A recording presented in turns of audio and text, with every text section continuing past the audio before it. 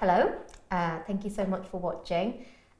This is a little chat between three of us here as part of Magnard Ensemble's project titled Jibun, which means self in Japanese, which is my mother tongue.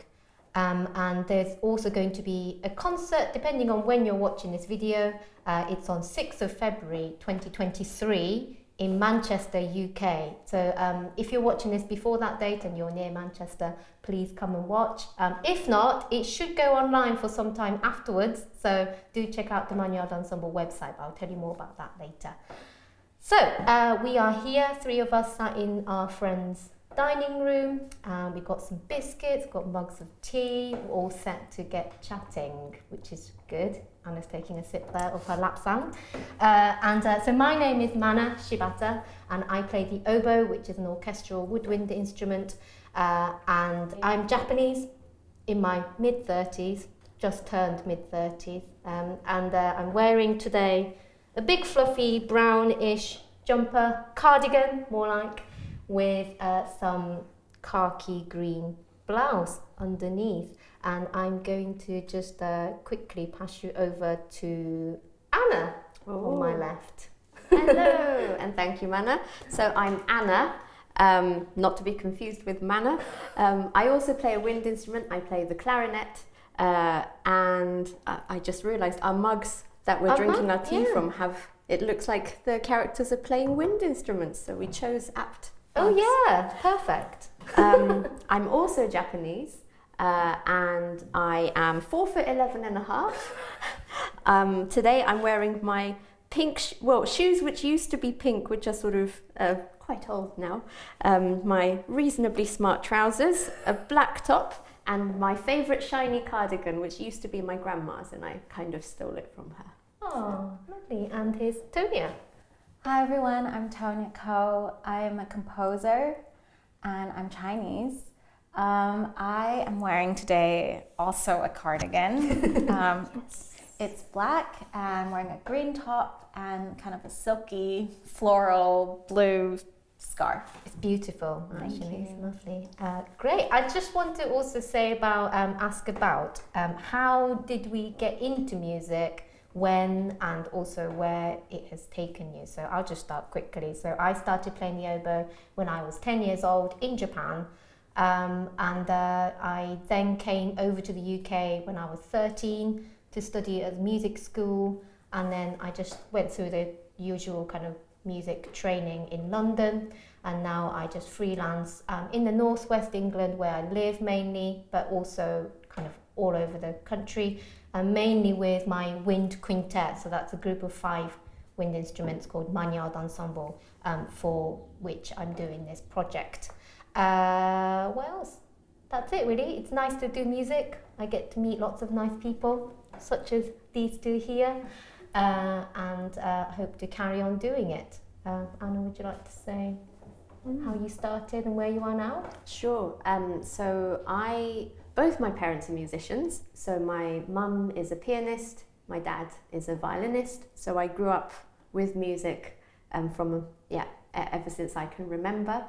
I began the piano aged 4 and the clarinet when I was 8. And when I was about 10, I started going to the Royal College of Music's junior department on Saturdays. And then I went to the Purcell School, which is a music specialist school, for 4 years. And then went to the Royal Academy of Music for music college, where we were together. Yes, we were. And now I'm based in London, freelancing, teaching, various things, and love it. Tonya. Okay, so I grew up in Honolulu, Hawaii, and I started piano when I was 5, and after that I was quite a dabbler in different kinds of music. So I sang in chorus for maybe a decade, and I also played viola in my school orchestra. But from the age of 14, I had decided I wanted to be a composer. So I pursued that throughout my studies. I went to the Eastman School of Music, then Indiana University in the US, and I finished my doctorate at Cornell University So for 10 years, I was basically a nomad, like just going around different places in the US, and I was freelancing as well. But I moved to London in 2019, so 3 years ago. And now I sort of balance freelance composing and also lecturing at Royal Holloway. Thank you. So the first thing I want to just touch on is the pandemic, actually, which is a sad time, but it's kind of lots of awful things are happening during the lockdowns, but actually this project came about because of it, because I had time to reflect on my own self-identity, thus the title of the project being Jibun, which means self. So how was all the lockdowns for you? Was it good? I mean, I actually quite liked it. I'm quite a hermit naturally, so I quite like being at home and going for walks, because it was actually really lovely weather in the UK in summer of 2020. So although there was lots of awful things going on, I also appreciated having time to just be at home and do whatever you like and watch Netflix and think about things and read books that you've been wanting to read and things. But how about you, Tonya? What was it like?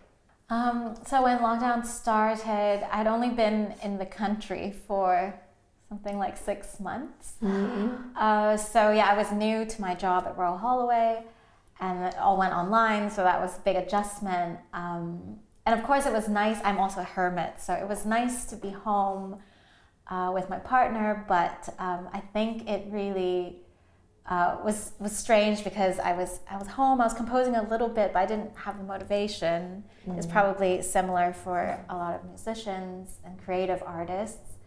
And I think, you know, the consequence of all those lockdowns is that I felt quite stifled in being integrated into the music community. So I think, you know, in the moment it was, you know, I had all the coziness that you described and all the worries as well. But for me, the consequences of it are more, I don't know, it's had a greater impact on me. That's when I found you as well, wasn't it? Yeah, because, so things like that, nice things that happened.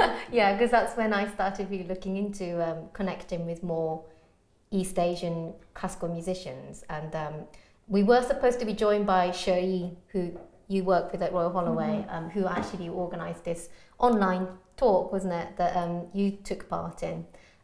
So during the lockdown, and I found you and I thought, oh, she's a composer and she seems cool. So that's kind of actually, this kick-started this project. So yeah, good things and bad things happened, didn't it? Yeah, and it must have been so hard, like moving to a completely new country and then literally just locked down. Yeah, it was, the funny thing was that I would sometimes forget that I had moved to the UK because I was just at home with my partner and like talking with my American friends, and I would pop into the shop and be like, "You talk funny."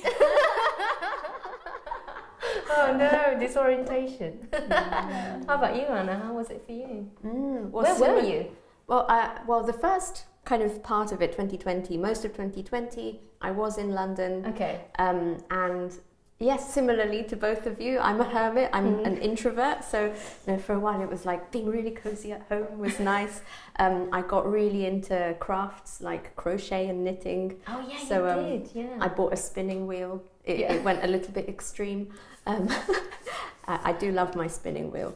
But in December 2020, I actually ended up going to Japan because there was a window of opportunity. I had some potential concerts in January there, and I thought anything happening here was online at the time. Even with the time difference, I could make it work. So I went over in December to my grandparents, and then ended up staying out longer than expected because flights kept being cancelled. So I kind of ended up living in Japan for 3 months, which is the longest I've ever been in Japan. Apart from when I was born. It was a really weird, bizarre, but also wonderful experience. And it's the first time I felt like I could really get to know my grandparents, who I'd only ever gone sort of once a year, see them for a week, come back. So, that's so true. That's really interesting. And also the lockdown in Japan was really different. Well, lockdowns in Asia are so different from the UK, weren't they? Because I don't think they had like here, everything shut down and you were only allowed out of the house once a day or whatever, wasn't it? But like in Japan, they pretty much carried on as normal, just everyone was wearing masks, and then, what is it, restaurants had to shut at 8 p.m. or something, wasn't it? So it was quite different. Was it quite different, do you think, from like going from like the British lockdown to the Japanese lockdown? What was interesting is it seems like here it was like, this is the rule, stick with the rule. Whereas in Japan, the government were like, this is our advice, and everyone went beyond that advice. Yeah, so it'd be like, interesting. Yeah. So people weren't being enforced, were they? They just did it as without being told, which is quite different. Anyway, great. So let's just get more into what we want to discuss today, which is kind of our stories and thoughts about being East Asian and training and working in classical music, kind of in the UK and beyond. So I think the main thing that I never used to really think about it until the lockdown happened, and then I started thinking more about my ethnicity, because I don't know if you, the viewers, know already, but the hate crime against East and Southeast Asians shot up during the lockdown, just because the virus was first detected in China. So I suddenly realised, how do people see me on the street when I go for my daily walks? When people see me, especially where I live, which is quite a white neighbourhood, it's not particularly diverse neighbourhood, I wonder if they think, she might have the lurgy. I don't know, it started getting really self-conscious. And then I started thinking about my professional life and what I look like and my background, how that actually affects people's opinions of my performance. So then there are a lot of things that kept coming up in my mind, and one of the things that was recurring, I think, and as I read about other people's stories online, I realised was a common thing, is that we're not very passionate, we don't come across very passionate about music, or like it's unnatural for us to be performing Western style classical music. And so, just wanted to talk about that. There was an awful story that came out I read it on Classic FM website, I saw it on Twitter, about a very famous violinist coaching a Japanese violinist, and online masterclass, and he claimed that Asians can't sing or be very expressive in music. Any thoughts about that? Like, have you ever experienced people assuming that about you, or like, I don't know, anything to add? I think because I've lived in many different places in the US, and the US is such a big country, I have felt when I lived, in Kansas, and other kind of smaller places I've traveled through, that people do kind of perceive me at a distance. And so I started using kind of like coping mechanisms. Like for instance, I would try to speak as soon as I could in a situation to kind of prove that, I don't have an accent, and that sort of was a way for them to be able to relate to me in a more natural way. So that's kind of a kind of broad overall thing. I always make sure I say hi first, almost sometimes, because I think not everyone obviously, but some people, like there's a great example when I was working as an usher at Royal Opera House. Did that for quite a long time. It was a great job actually as a music student. I would be just an info point in the lobby in my uniform, and I'm stood there just waiting for people. If they have questions to ask, they can come and ask me. And this couple in their late 50s, early 60s came over, and I'm wearing a uniform, just bear this in mind, and they said, "Hello, where are the toilets?" And I was like, "Just down the corridor to your left." And then they were quite taken aback that I spoke such good English, like it was natural. And I just thought, okay, that was kind of one of the most memorable moments in my life, where also people do assume maybe I won't be that chatty, or maybe I don't actually speak English fluently. So I think that's when I started actively saying hi to people first if I've never met them before. So yeah, that's interesting that you had that as well. I think as a composer, the question is also not just me presenting as myself, but also the kind of music I write. Yeah. So I think with Asians, I think we are perceived as like a real good students. Yes. I was a very good student. I was too good, actually. we were. So there's like that cultural background we come from. And so the music, when I've had feedback in master classes, there is a kind of an assumption that we either are really good at imitating different styles, Right. or that we would be influenced by, our culture, Right. like Chinese yes. music or Japanese music. And when you're neither of those, neither a good imitator of European styles or using folk tradition, then it's almost like they don't really know where to place you. And that kind of question is something I face more, and it is really difficult to carve out, okay, me as all the complex identities I have, like what should my music sound like? Like, is that even something I should consciously think of when I write? Yeah. And I think as performers, instrumentalists, there's quite an idea that some people have that we're technically very solid, but that might be the most impressive thing about your playing. But what have you had like that sort of experience, or like what do you think about that basically? Yeah, I definitely feel like that kind of stereotype is around. But actually, I was just thinking about this like expressive thing, and it's actually an experience I had in Japan. I went to do a competition when I was like 14, something like that, like young clarinetist competition. And at the end, there was like each of the judges gave feedback to everyone that took part in the sort of after party. And one of them said, remember that the like Japanese aesthetic is that you show 50% and you hide 50%. So make sure you don't really express everything, because that's not beautiful. And that's something that really struck me at that time, and I thought that's I've never thought about it that way. No. And I wonder if there are things like that where without knowing, we're picking up different things and different aesthetic ideals in a way. Yeah, as well. but after that comment, did you consciously try and hold back? No. No, yeah. Why would you? Good. It was just sort of like, this makes no sense to me, but it was really interesting. That is really interesting. I guess maybe in some form of traditional Japanese music, there's something about that, because like the No theatre and things, it's behind the mask. You don't just share everything. That's really interesting. Thanks for that. I'm going to think about that in my own time. So what should we talk about next?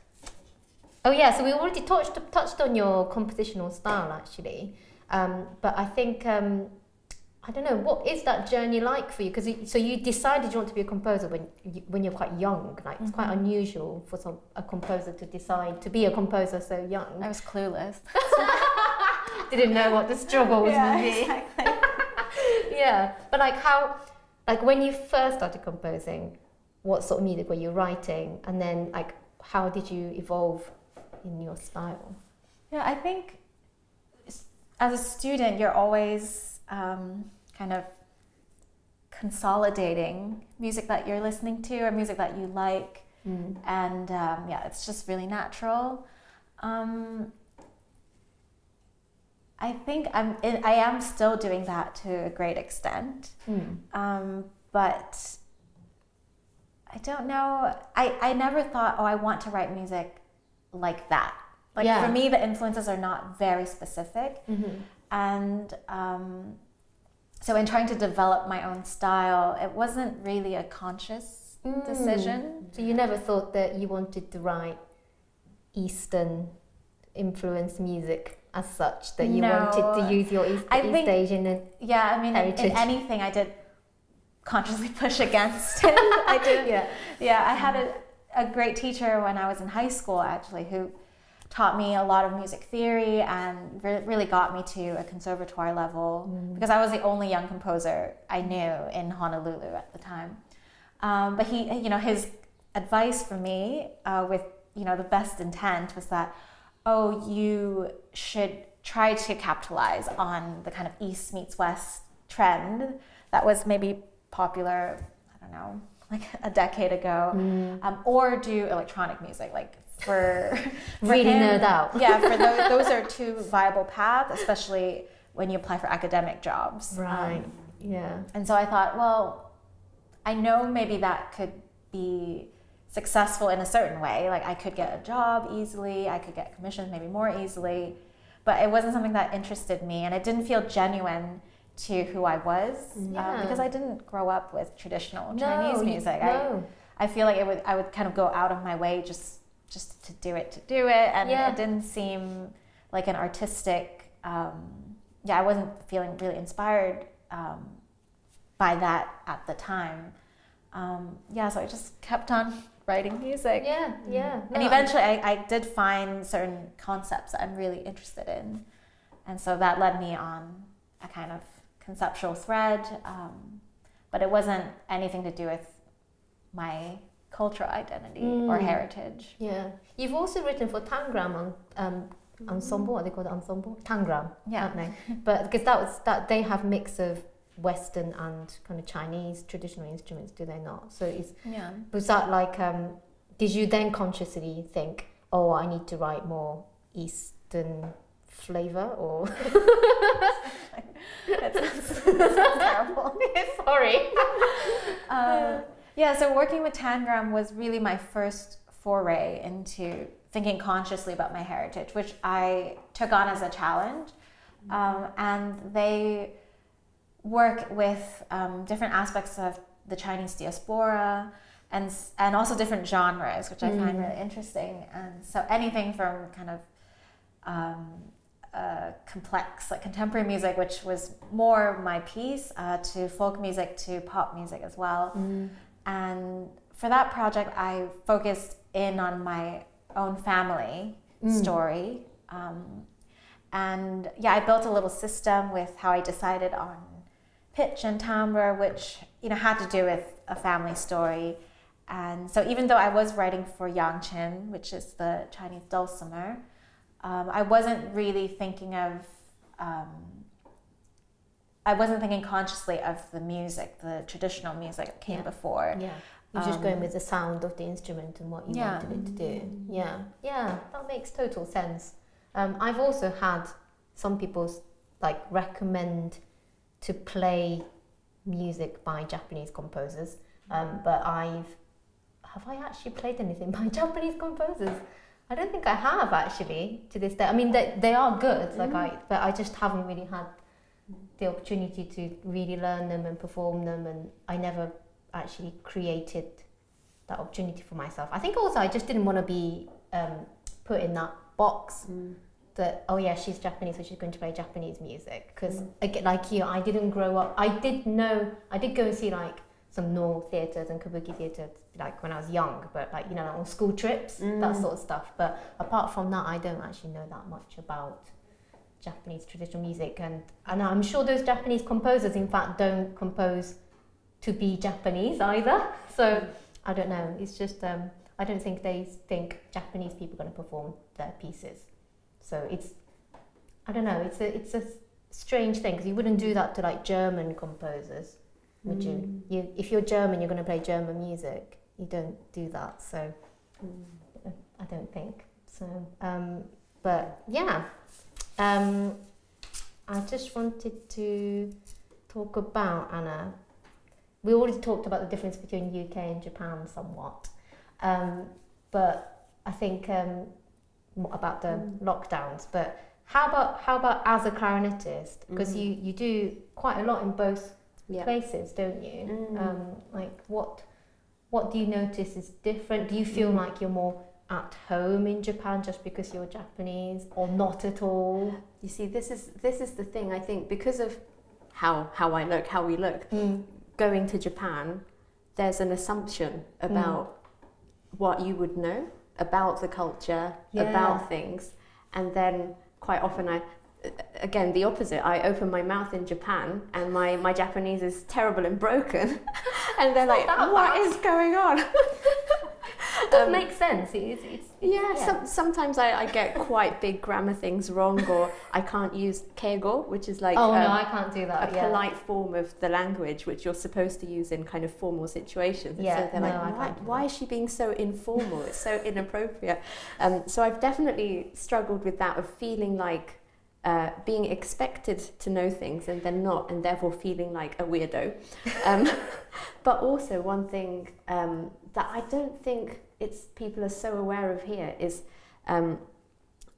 especially I found the classical music world in Japan, there are things about it that are very kind of stuck in the old ways and very traditional and haven't moved on. They're quite protective over it, I guess, as well. That's sort of like, classical music, Western classical music should be presented this way, do you think? Yeah. Definitely. So things about like even like gender stereotypes. So being a woman, you're expected to wear a certain kind of dress on stage. Just by the fact that I have glasses, I've had lots of like emails and comments through my manager and things being like, you shouldn't be wearing glasses, it's inappropriate. You can't see music, Anna. Don't look at music. Yes. You're not going to be able to see. You don't need to play. Or I had a few comments about, you've put on weight, you need to lose weight. Oh, classic, and it's isn't like, it? what? Yeah. So things where there's a particular, a kind of so much of the comments that I've had in Japan about, sort of feedback after a concert hasn't been about the music, but has been more about like your presentation, how you walk, how you like bow to the, like those kinds of things, which are very performative, I guess. Which I feel so much less of here.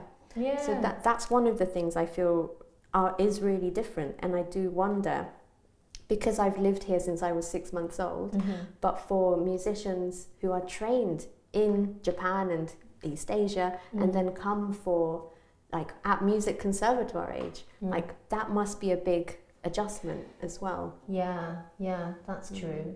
Because I guess because I spent 13 years in Japan first and then came over here, and then I went home for like school holidays and stuff. So I guess I'm a little bit more in the know. And I used to go and watch a lot of concerts in Japan, but so I guess I'm more used to it. And I think over here, I think I might have struggled to think, actually I can relax a bit. I think I only started relaxing about how I present myself as a musician in the last 5 years. I think it has. You're right, actually. Now that you say it, I just suddenly realised, I think I was quite stuck in the old ways till fairly recently.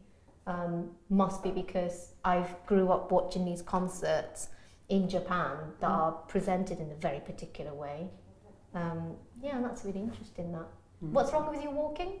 Oh, apparently, because I'm not used to wearing high heels, I stamp really loudly. For concerts in Japan? Oh yes, Do you? You're supposed to wear heels for I've concerts. never seen you in heels. I know, right?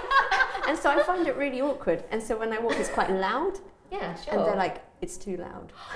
So, just getting it all out the system now. Anything else you want to say? It's a safe place here. Oh, wow, yeah. Oh, gosh, no, I couldn't do that. I guess as a composer, you don't have to think too much about what you wear. Do you think about it? I do get really nervous about like going on stage, be like, don't trip. That's a more fundamental issue. Yeah, everyone has this problem. Yeah. I think as a composer, especially in the 21st century, I am able to hide behind my computer quite a bit. I don't need to, speak a lot unless, it's for a concert. Oh, no, I'm making you talk now, sorry. Talking.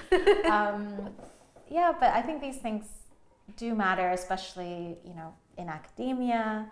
And also our world is so visual, like all the social media stuff. And so it is, something I think about. For me, the issue more is that I look really young. Don't we all? Maybe we I can get look people really- watching to guess how old we are. I've already kind of given my game away. But Oh yeah. maybe people can write. Well, in yeah, and say, I I look- think you're this age. I look a lot younger than my actual age, and so the problem with being a composer is that in some ways you are in a position of power, Yeah. because I'm deciding what musicians are playing, and I'm deciding what the audience is listening to. So I'm like quite in control of everyone's time. And the problem for me is the question of being taken seriously. Yeah. And that is maybe the major hurdle I feel like I'm facing in my career now. Yeah.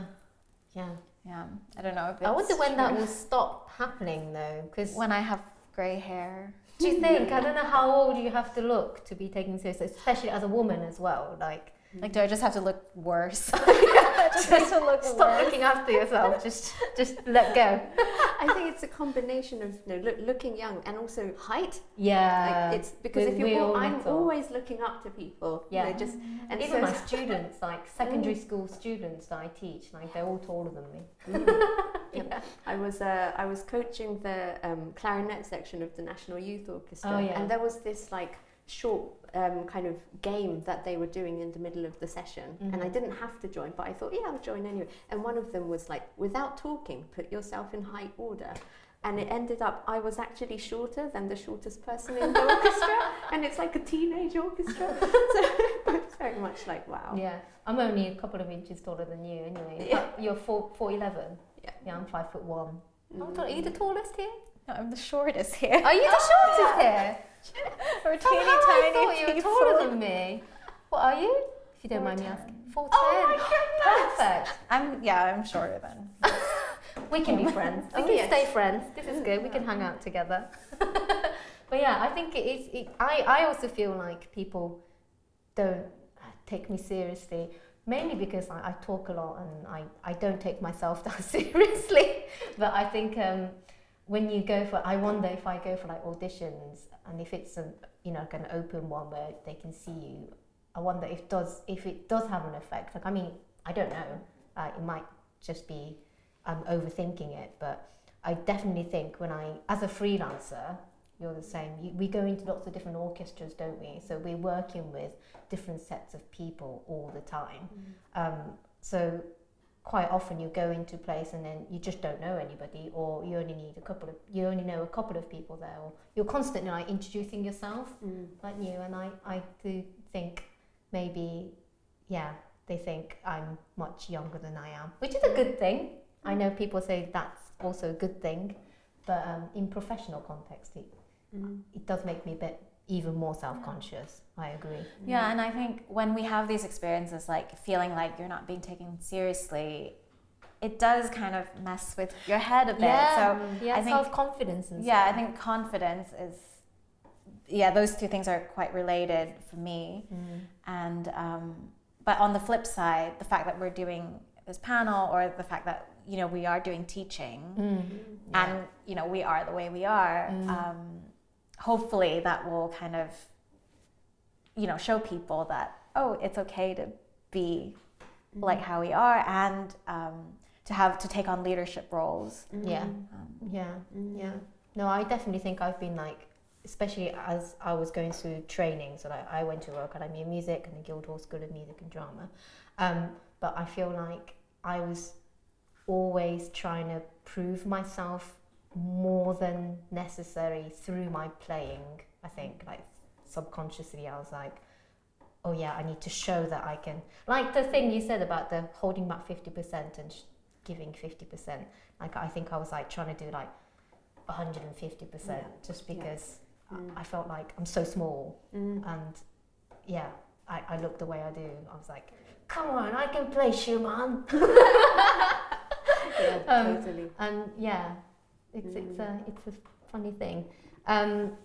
So I also want to talk more generally about being EC, so that's East and Southeast Asian, in the UK. And do you think we are the invisible minority because we're not historically kind of known to really shout about our minorityness?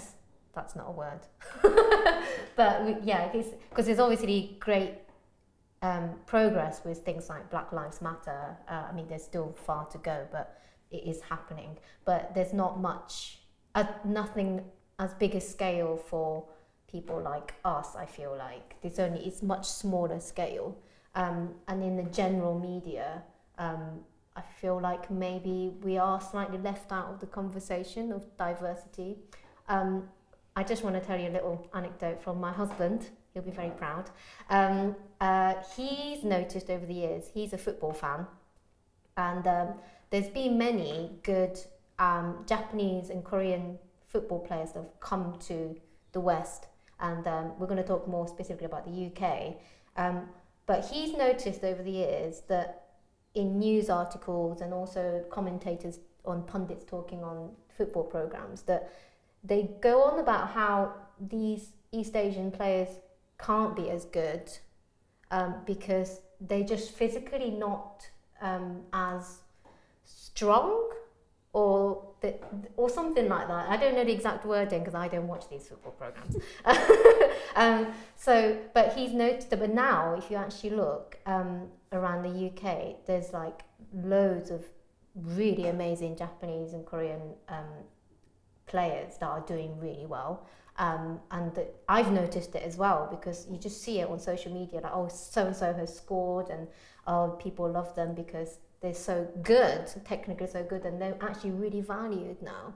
But if you think, it wasn't that long ago that these articles are coming out saying, yeah, these players are never going to get as good as the Western counterparts. But if that had happened to a different ethnicity, I feel like there would have been a lot more talking about it on media, I feel like, but somehow it was nobody really clocked it when it's the East Asians. Like, what do you think about that? Like, have you ever, I mean, I'm not going to talk about football anymore because I don't think any of us are football fans here. Do you know the offside rule? Do you understand the offside rule? I did watch the World Cup. Good. I watched the Japanese matches. Yeah, they did it's really quite well. fun. Yeah. Well, my opinion is that not making a fuss and putting your head down, working really hard is it's a cultural value of many Asian cultures. And so that contributes to the invisibility. And also there is a great emphasis on education and assimilation for a lot of Asian immigrant families. And so in many ways, a great majority of Asian immigrant families have done really well. And so I guess in that sense, it's like, well, many people are doing fine. And so, they don't need, you don't need that kind of big, loud advocacy, perhaps. But I think what we're starting to see is that this discrimination is happening. And it happens, not just with Asians, but other minorities that are a bit left out of the bigger conversation, maybe the more immediate conversation, which maybe stemmed from Black Lives Matter, but there is a lot of, discussions about black and white in the climate right now. And so, I think it's good to bring up the East Asian perspective into all of this. Yeah, we're here too.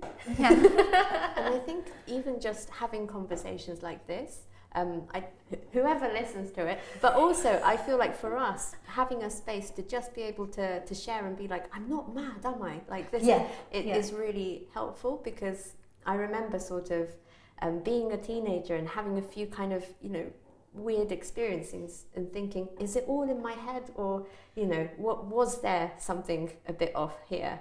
But feeling like there wasn't anyone I could talk to. Yeah. Whereas I feel like more and more, like it feels like the way things are going is, let's have conversation, let's have dialogue, which is healthy in any kind of communities that have shared experiences. So I think that's great, and also I think unless you're like hearing these lived experiences, for me, just thinking about other kind of marginalized communities, I mean, like other communities that have certain experiences, and realizing I never thought about that. Yeah. Whether it might be disabilities or sexuality or gender, and realizing I never thought of that perspective, or I never expected, just like I never thought about that. So it's really, yeah. Don't know what I'm saying anymore. No, it makes sense. Because I don't know about you, but because you went to Purcell School of Music, I went to Cheetham School of Music. Rivals. But So clueless. but I think, as in the grand scheme of things, they're quite multiracial schools, isn't it? I don't know about Purcell, but like especially very global. Yeah, Cheetham's is also known as Chet's in Manchester, and you did have kids from all over the world to a certain extent, because you just go there because you're musically gifted. So there were some East Asians there, but I just didn't talk to them. I didn't make friends with them. There are a few in my year, but I never really, actually spoke to them about anything. Like, I just didn't talk to them. And I just find that really weird now, because, I don't know, I talk to other people. Why didn't I talk to them as much? You see, because we were in the National Youth Orchestra together. Yeah. I feel like I never really spoke spoke to you. Right. Yeah. I mean, you're 2 years below me, are you? Academically, is it one? I can't remember. I've lost count. But yeah, we were in the 2 years together, were we? Yes. Yes, but we never spoke to each other, did we? I don't think. No. So yeah. I know. I was a bit curious. Yeah. Did you ever do that? Like, kind of distance yourself away from other... Well, growing up in Hawaii, everyone is Asian. Oh yeah. Oh, there's a big Japanese. Yeah. Well, community as everyone is. Maybe it's a good point to bring up, is that my growing up in Hawaii was quite unique and strange, because many people are of Asian descent, and then most people are mixed. Yes, of course. Yeah. So the question of like ethnicity and race is less prevalent than if you're an immigrant or if you're a local. So that's the main difference. Yeah. Whereas we sort of just assume that everyone is just some mix, you know. But you weren't born in Hawaii, were you? No, I was born in Hong Kong. Yeah. So how old were you when you moved to Hawaii? I was 6. Yeah. I was really young. Yeah, no, that is interesting, isn't it? But, but I'm glad I'm talking to you two now. So I just wanted to touch on. So talking about that, like, how can we improve our visibility, as it were? Like, is there like little things? Like, is there something that you think you're doing consciously yourself, or like you notice other people doing, or? Well, one thing which kind of I'm thinking about more since speaking with you both is the fact that there's something where growing up, it was almost like I fought against my Japaneseness to be like that doesn't matter. But actually realizing that maybe there is more that I can celebrate about Japaneseness. We have great food, but Food. Ghibli food. I'm sure there are other things. But it's not something that needs to be hidden or needs. It's not something that's like this is the only thing about me. But also it's like this is an aspect of me, and I celebrate it. Yeah, I agree. Yeah, and I think that's why the lockdowns, when I started thinking about it more, I actually thought, you know what, I don't need to act British. I mean, I think I have more. I mean, if a Japanese person saw me, they will think I'm British because for the way I talk and the things I say. And I think my body language probably is more British than Japanese to a certain extent. But I don't need to only focus on that side just because I live in the UK. Like, I can just be what I always have been, and celebrate it as well. Yeah. Do you have that sort of feeling? Yeah, I think it's all about changing the ideal of what a successful clarinetist or oboist or composer should look like. And I think maybe those are stories we told ourselves growing up, that we should be a certain way. And maybe that's why you didn't talk to each other, is because you were trying to like be a certain I don't know, image of what, I don't know. We were building our brands even as teenagers. subconsciously, Yeah. I'm sure. Gosh. Yeah, and I think all of the things we talked about today is like, it's all about like feeding that into our new image of success. Yeah. And Yeah. like what, that we can be 4'10" and teach at university. Yeah. And of I, course. I don't need to change my accent, even Yeah. though I live here. Yeah. Those sorts of little things, I think, play into, I Yeah. don't know, positive vision of Yeah. what the future can be, and like maybe what our students can feel free to be. Yeah. Yeah. On that, the teaching thing, as Magnard Ensemble, we go into quite a lot of different schools, and I do always notice that we usually already set up in the school hall, and then the kids will come in class by class, and I do always notice that if there is an East Asian kid in the class, they walk in, see me, and their face lights up. Because I think even in, not just in music, just generally in education, actually there aren't that many East Asian or just Asian teachers really. So I think they do kind of come in and go, wow, I think it's such a novelty for them still. And I just hope that changes over time and actually becomes, like, you won't notice it anymore. That's the ideal, isn't it? It's like, that's just normal. Like, people look different and it's just normal. I think that's the ideal, isn't it? But I don't know. I mean, you're always going to notice these things. But, Yeah, and I think especially in the wind instrument world, right? It's still quite unusual. Yeah. Yeah. We're such oddballs, aren't we? Oh yes. Yeah, but we've got in a few weeks' time. Yes. We're both coaches on the National Youth Orchestra's Inspire Wind Ensemble. Yeah. And the fact that both of us are there, kind of East Asian coaches, and we're doing one of the pieces is Ghibli. Yeah. Like from one of the Ghibli movies, The Spirited Away. It feels like there's just sort of that widening scope of like, let's explore different things. Yeah. It's It's really amazing. exciting. Yeah, I was really excited when I was asked to do it, and I was very excited to do it. But also to see that you were on the list, and then the Spirited Away, was it One Summer's Day? Which apparently the students chose. Yeah, which is great as well.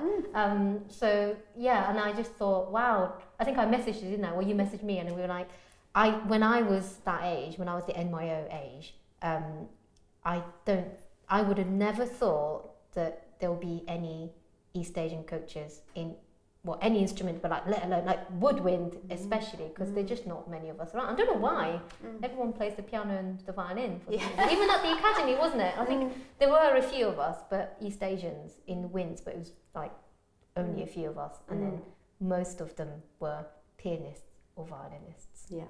There might have been a few flute players. Yes, there in were the winds. some really lovely, amazing flute players. But yeah, there were quite a few oboists as well, actually. If any of you are watching, hi. But I don't know, what is it like of a composition? Are you a lone wolf, or there are Other like there. East Amazing. Asian composers, women composers as well. I think it's something that's changed a lot in my generation of composers, which is really great. Yeah. I am a little bit wary of always like being picked because of being a woman or because of being an Asian person, and it's just because it kind of creates like isolation from other composers and like other repertoire, but also it almost like simplifies it. It becomes less about the complexity, and just when you put a label on someone, it's like us versus them all of a sudden. So I think there is kind of a fine line to be careful of. But at the same time, it does bring together supportive communities. And communities where it's like you start to not think of each other as competition, but but actually like a place where you can make something together. You can like collaborate with each other, or share experiences. Absolutely. Because I think also this project, obviously, I'm running this project from my point of view, which is female East Asian wind player, but I do want it to be just a space where anyone can chip in and like join the community or whatever. It doesn't matter who you are or what you identify as. It's just a conversation, and just to kind of start thinking about these things. Like, it's not that you can only talk to us if you're East Asian. I think, I just want to stress that point to anybody watching. But yeah, I think I'm gonna just round up a bit, unless there's anything you want to add to it, anything you want. Well, I was just thinking the best thing that comes out of Jibun is that, you know, we were able to meet, and with the quintet as well, like we were able to work together, and also that, you know, the programming is interesting. It's not just a kind of standard wind quintet program, and I think, you know, that's the main product, and that's the great new thing that we're able to do. Because the highlight is your piece, obviously, Recalva, which we've commissioned you thanks to PRS Foundation Women Make Music Award, should we just quickly talk about it since we've got a bit of time? Sure. So my piece is called Recalva, and it's the name of a granite dome in northern Portugal. And it's one of these pieces that the meanings kind of grew as I wrote it, but initially I was just stunned. I was hiking in northern Portugal, and it was a really tough hike, like really long, I didn't expect to see this like really strange, almost like mystical looking rock. Like if you look at a picture of it, it looks like it's got like a face on it. It looks like a goat. And I just thought, I need to write a piece about this. So the first movement is it has kind of the meanings of Jibun in it, which is just this idea of self-discovery as you're going on a walk, as you're going on a hike, and it's all about different steps, intervallic steps, when it's translated into musical terms.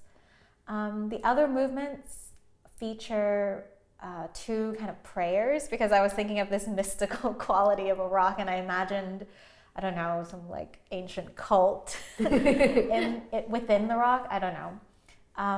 But there's kind of sparser movements that are short, and then there is a third movement which is called Sheer Faces, and it's kind of all about the starkness of the cliffs that I encountered on the way. Yeah, no, we're really excited to start rehearsing it, aren't we? Yeah, we're going to have we've had a workshop, haven't we, where we kind of tried out sounds and different techniques and stuff. And our horn player, Johns, has a quite good feature in one of the movements, so we're going to start rehearsing that soon, so exciting. Also in the concert, there's we have a guest performer, plays the shamisen, which is a traditional Japanese instrument.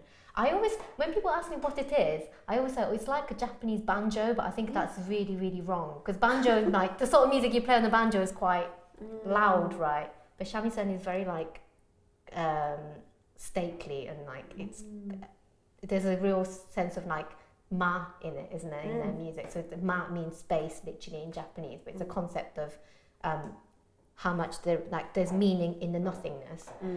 So there's a lot of kind of sparse music. So I always think it's the Japanese banjo, but it really isn't. But it's that kind of twangy string instrument sound. So we're going to have Dr. Yui Shikakura, who's going to be performing as well, which is going to be really exciting, because I've not heard shamisen played live. Yeah, I haven't either. I don't know. I mean, I have heard it live, like when I was a child, I think, but I've not actually heard it played for ages. Have you ever heard? Is there something similar in Chinese traditional music? Probably. Yeah, it must have come from China originally. So, so that would be really exciting as well. So, if you're watching this before 6th of February, 2023, I hope you'll be there or online. And also please do. I hope you found this conversation interesting, like we did. I feel like we just nattered on a bit. I'm good at nattering on. But please do get in touch. So if you go to Magnard Ensemble website, there's a form you can fill in, or you can just get in touch on Twitter or Instagram or Facebook. So Magnard Ensemble is spelled Magnard, and Ensemble is ENSEMBLE. BLE. So that's Magnard Ensemble. And the website is magnardensemble.org. O-R-G. So please do get in touch. And that's it, really. Lovely. Thank you. Thank you. Bye.